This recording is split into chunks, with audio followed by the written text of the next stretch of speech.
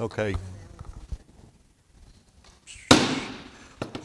I will call the meeting to order, the Everman City Council regular meeting.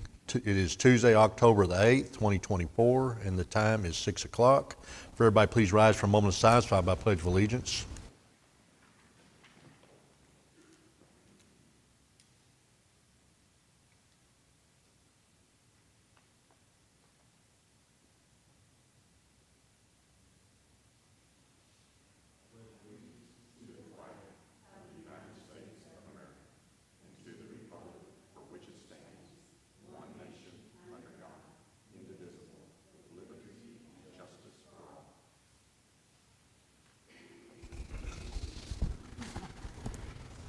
Okay, so first item on the agenda is citizens' comments.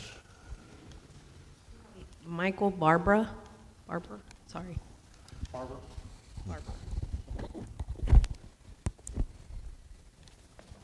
Well, good evening, Mr. Mayor, distinguished council members, valued staff, and most importantly, to the citizens of this great city, Everman. I am Michael Barber. I am the Republican nominee to be the next county commissioner in Precinct 1, your commissioner. You might remember me as sitting in the majority of your meetings for the past 5 years, listening to your citizens, hearing their hurts, hearing their desires, hearing their suggestions. But I'm also on a listen and learn tour. I'm learning you. I'm learning the city manager, your way of communicating at your meetings and with your citizens. But make no mistake, Everman is not the only city I do this with. For the better part of 5 years, I've been attending Benbrook, Burleson, Crowley, Edgecliff Village, Forest Hill, Fort Worth, and the county commissioners' meetings. Every week, every month for the past 5 years. What I have noticed in these past 5 years is that there's not a county commissioner at any of your meetings or any of these other meetings that I've attended, nor anybody from their staff, nor my opponent, which makes me scratch my head and wonder, where do they listen to the citizens? How do they know where they're hurting? This is the town square. This is the public forum.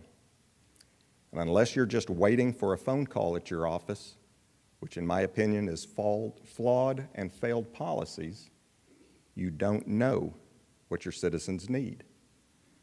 We have a representative form of government, and I think it's been missing and lacking for some time.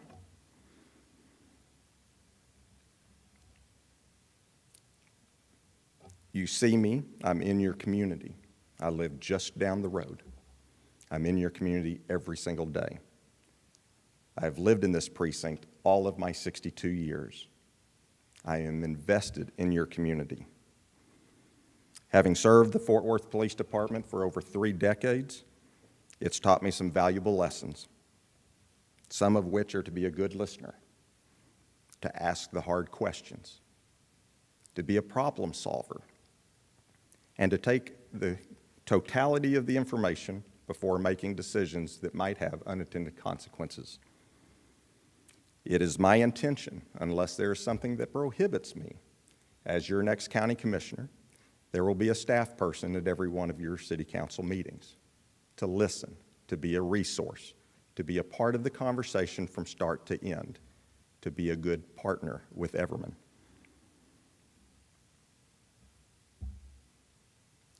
Since the Star-Telegram's Voter's Guide came out yesterday, I'd like to leave you with this. There is a difference between a professional and a community activist. So I vow to you and to every citizen in Everman and this part of Tarrant County that I will fight every attempt to turn Tarrant County into a sanctuary county. I will fight every attempt to defund our police, to decarcerate, and to decriminalize. That is my promise to you and to these citizens. I want to thank you for allowing me the opportunity to address you.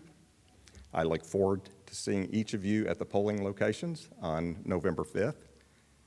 I am all the way down the ballot at number 33, so please do not tire out. And most importantly, I look forward to working with you starting January 1st as your next county commissioner. Thank you and God bless. Thank you, Mr. Barber.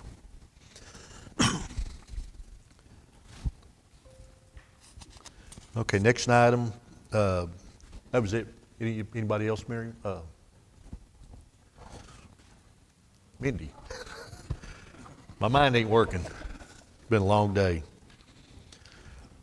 Okay, so item A, public hearing. Public hearing to receive sworn testimony and citizens' comments concerning a proposed ordinance amending the comprehensive zoning ordinance of the City of Everman as previously amended at Article 3 Administration, Section 3.2, Board of Adjustments, by amending Section 3.2.2, Members, Terms of Office. This ordinance would essentially appoint the City of Everman Planning and Zoning Commission to serve as the Board of Adjustments. Oh, that's right. Okay. So the time is 6:06. We'll start our public hearing. So before you entertain any citizen comments on this, just want to remind council, we briefly discussed this last council meeting. Essentially, this would appoint the Planning and Zoning Commission to serve as the Board of Adjustments, which would hear all variances. We do have a pending variance request right now, so if this approves tonight, we would actually move forward with that as soon as next week. Planning and Zoning Commission held a public hearing last night, and their meeting, 4 of the 5 members were in attendance. All 4 members voted to recommend adoption of this ordinance to you, so it passed Planning and Zoning last night. There were no comments from the public regarding it. And that's all there is for that. So if you want to entertain any citizen comments, and we can move forward from there. So I'll entertain any citizens' comments. Seeing none, we will close the public hearing at 6:07. Next time, discussion items. Item A, receive report and discuss the 4-day schedule for City Hall and other departments. Okay, so it has been 3 months, if you can believe, since we implemented the 4-day work schedule. We did this on a trial basis. I did share with you, we conducted an employee survey, an internal employee survey for the employees this affected. And I do want to share the results with you if you haven't had a chance to review it. But 84% of employees have reported that they have an improved work-life balance with a 4-day work week. My computer's jumping on me for some reason. 100% of them say that they prefer the 4-day versus 5-day work week. Another 100% say that they can still meet citizens' needs, working 1 less day per week. 20% have said that they would probably be very likely to leave our department, our city, should we choose to go back to a 5-day work week. 80% have reported having reduced stress. And 76% have reported having an increased productivity. At the bottom of that report, I shared several comments that were shared from the employees and staff. So I can share with you from the staff side of this has been very well received, very appreciated. It has certainly significantly improved morale, I think, within the workplace. It's improved productivity as far as public works, and they've got measures that they have implemented because they're spent up time in the morning and in the evenings. Now they're able to address more issues all at once. So we've seen a lot of progress internal. External, we have not had any formal complaints. I have not had any citizens reach out to me directly to request to speak to this. I don't know if you've had any engagements with any. I have heard a couple of grumbles, for lack of a better phrase, on just some folks that have said that they wish we were open on Friday. But we have had several people that have expressed their gratitude and appreciation for being open earlier and open later, because now they're able to get up here and get what they need done.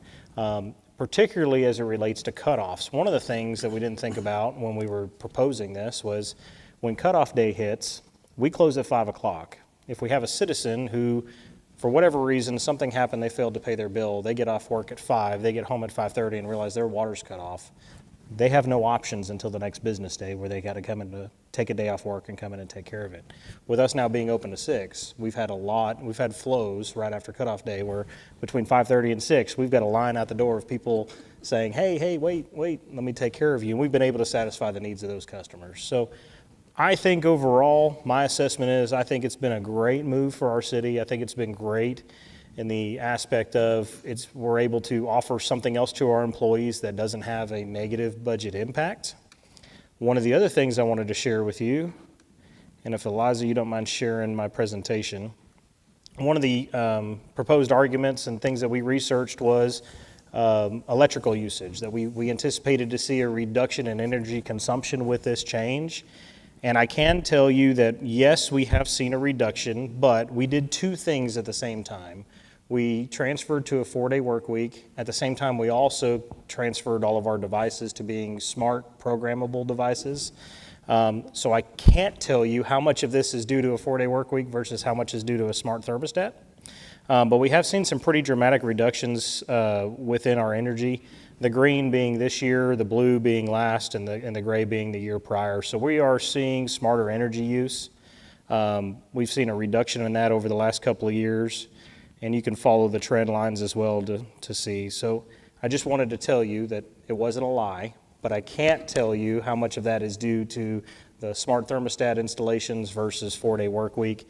It's probably, if I had to guess, closer to 75% due to smart thermostats and 25% due to operational hours. But overall, we are seeing a reduction there, which will translate not necessarily to budget savings because energy costs go up each year, but it will reduce in savings for us overall.